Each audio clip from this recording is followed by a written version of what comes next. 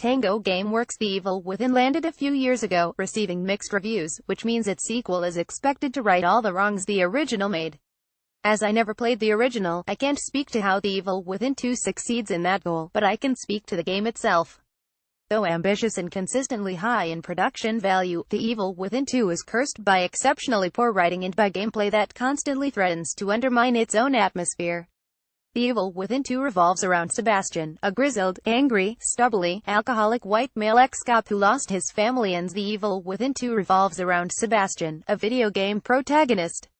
He thinks his daughter Lily is dead, but it turns out she's just been kidnapped by a sinister corporation to form the backbone of a dystopian new technology. View the technology and question a collective consciousness network for humanity that, in this game, at least manifests as a virtual small American town, Union, created by Lily's subconscious.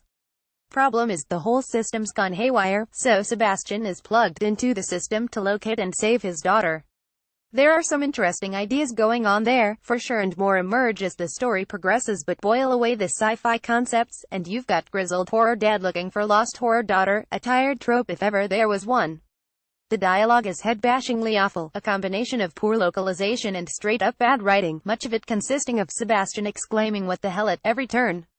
Like many horror stories, it's all about trauma and not particularly charitable towards mothers, and there's a potentially touching family tragedy at the game's heart. It's just surrounded by opaque, Japanese-style storytelling, manga-esque villains, and more what the hells.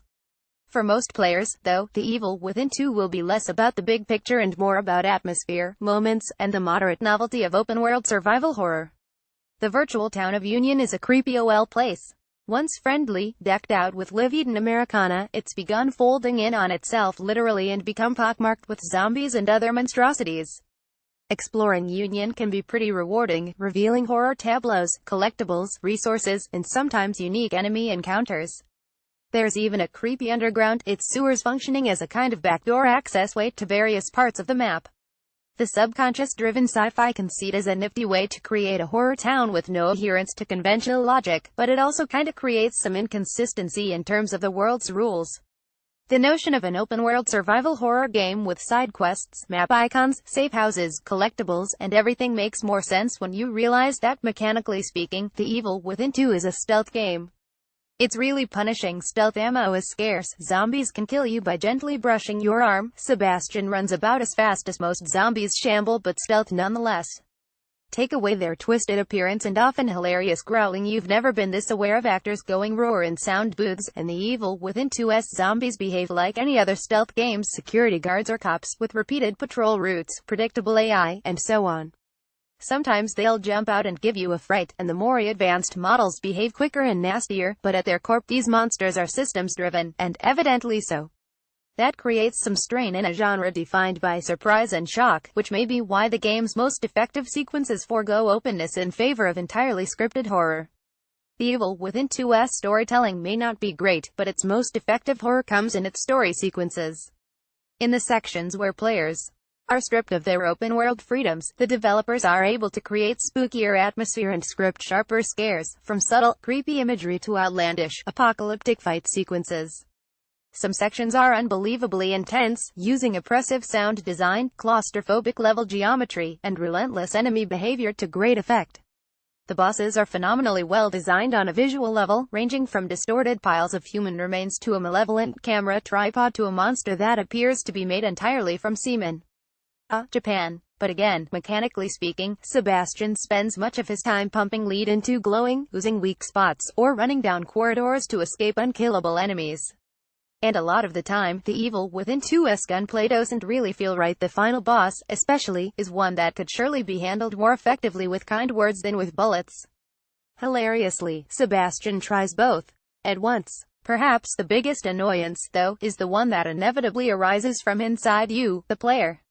There's a constant tug-of-war in gaming between the correct way to play, maximizing what the developers want the player to experience, and the way we actually end up playing games.